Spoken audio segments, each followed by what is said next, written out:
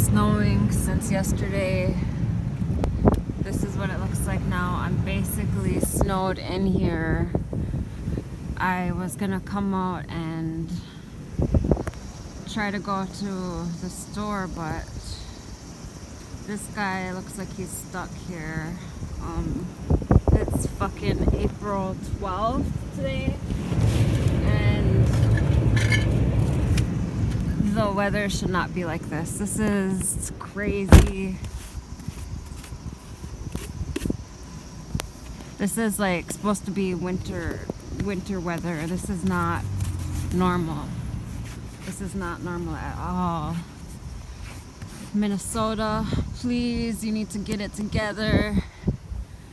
Quit it with the fucking snowstorms in the middle of spring. Oh my god, this is fucking crazy. This is fucking bananas.